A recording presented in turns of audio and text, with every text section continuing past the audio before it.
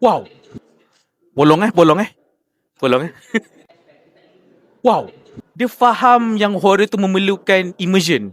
So dia tarik setarik-tariknya, tapi dia tarik tu just enough untuk buat kita rasa seram tu. So dia kau hold, kalau lama kau tengok tu macam kau ada banyak gila momennya blink and you miss. Kalau kau tengok dah lama, okay. Lepas tu kau tengok balik, fuck, mana benda ada? Dia bukan betul ada, tak ada ke tadi? Mesti ada balik macam, wow. Zaman 2000 ni macam dia baru nak masuk era digital. So dia punya colour dia tu complement the era very well. And even everything else inside. Dia punya set design, dia punya prop semua memang very era accurate for the most part. Wow. Trust the audience to be scaring shit themselves. Don't force. Yeah. Wow. Hai, nama aku Iki Ali, mewakili Brothers Ali dan Baspop TV, dan aku baru saja lepas menonton tayangan perdana Polong. Rasa style aku Lu polong gua polong lu. Kau team. Suka. Surprisingly sebab okay. So aku rasa dah beberapa filem Primeworks keluar dalam minggu ni, terus pergi tayangan. Even sebelum ni macam okay, mula-mula strike 1 Korek susuk, aku cakap pakai baju. Strike 2 konspirasi. So macam are you gonna mess up again Primeworks? Bukan strike 3 Polong. So enjoyable. Aku tak sangka this is coming from the director yang buat Je Revolusi Air Force. Wow. Okay, pertama, masa aku sebut tadi kan, pengarah Zulkarnain Azhar yang buat Air Force semua tu, dia tak reti langsung jaga pacing dia. Dia macam tak relax tau. Dia dah habis satu moment tu, dia tak nak hold tau, tak nak bagi marinate supaya penonton boleh rasa connection tu. Tak ada. Terus gerak.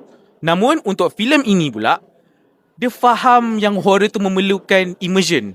So dia tarik setarik-tariknya, tapi dia tarik tu just enough untuk buat kita rasa seram tu. So dia kau hold, kalau lama kau tengok tu macam kau ada banyak gila momennya blink and you miss. Kalau kau tengok dah lama, okay. Lepas tu kau tengok balik, fuck, mana benda ada? Dia bukan betul ada, tak ada ke tadi? Mesti ada balik. Macam aku tak sangka macam, aku jarang tengok filem local horror yang buat benda macam ni. Selalu aku tengok jenis-jenis macam Hereditary, those A24 slow burn movies. Diorang memang suka buat benda macam lingering horror, macam dekat static frame. Benda tu dah ada, tapi dia macam the focus is on other thing. Tapi benda tu dah ada lama dah. So bila dia ambil that lesson and then apply that into a Malaysian style of horror, that's interesting bro. Aku rasa mungkin daripada lesson yang kau belajar daripada pacing cerita horror ni, mungkin kau boleh apply kat filem-filem kau yang lepas ni. Kalau kau even you wanna do another thriller or another action, this pacing thing, keep it up. Kau dah master kat sini. It's very cool to see.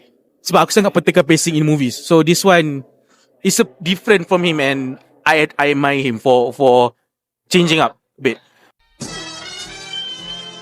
Okay, so yang kedua, aku suka gila dia punya the period setting that dia focus on.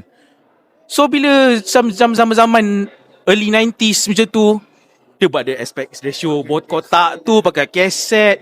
And then bila zaman-zaman 2000s, yelah dengan MRC-nya, dengan even perbualan budak-budak tu, macam perbualan watak-watak sebenarnya tu, aku macam ingat tau, macam zaman-zaman kakak aku kan guna MRC. Aku tak guna lah, pernah try, tapi that shit is very very complex untuk guna. Susah gila nak mampus nak guna benda tu. Tapi bila dengar dia macam borak pasal awet lah, pasal tu laki, macam Beckham semua tu, macam perbualan tu sangat-sangat 2000s. Dan it also, bila tengok dia punya look, dari segi look, yes, even 90s tu dia lagi muted sebab zaman-zaman tu wash out pakai filem. Dan zaman 2000s ni macam dia baru nak masuk era digital. So dia punya colour dia tu complement the era very well. And even everything else inside. Dia punya set design, dia punya prop semua memang very era accurate for the most part. Aku macam benda ni jarang untuk orang kita ambil peduli these little things. Tapi sebab these little things dia buatkan cerita tu lagi hidup. So aku macam puas tengok. Very great job. I feel like I'm immersed in that world and I feel like I'm in that era. Kereta dia semua apa semua, dude, that is immaculate job right there. So apa yang boleh diperbaiki kat sini, dude? Macam, faham tak? There are so many moments yang aku tak cakap jump scare tu tak perlu. Tapi kalau nak buat betul-betul. Dan filem ni actually for the most part dia buat betul-betul. Tapi kenapa kena ada muzik yang tak kena mengena kat background? Macam kadang-kadang benda tu nak tepuk bahu. Macam dude, you don't need that music. Aku tahu orang tak terkejut juga. So why do you need that? Macam tak perlu kot. Sebab we already know it's already a cop out. Don't add to it. Sebab dia dah macam cheapen out everything. Sebab cerita dah rasa immersive. Tapi bila kau letak cop out macam tu, macam lah cheap gila bro. Macam everything else is already like immaculate. Dia punya detail dari segi creature design, dia punya horror effect, dia punya gore semua. Ada gore.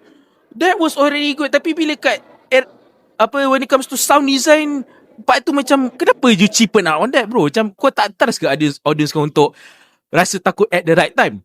You don't need that music behind you. Macam aku faham kalau macam emosi tu, music tu slowly creep in, which it does. Tapi bila part horror dia tu, for some reason dia macam tekan, macam dia paksa horror tu.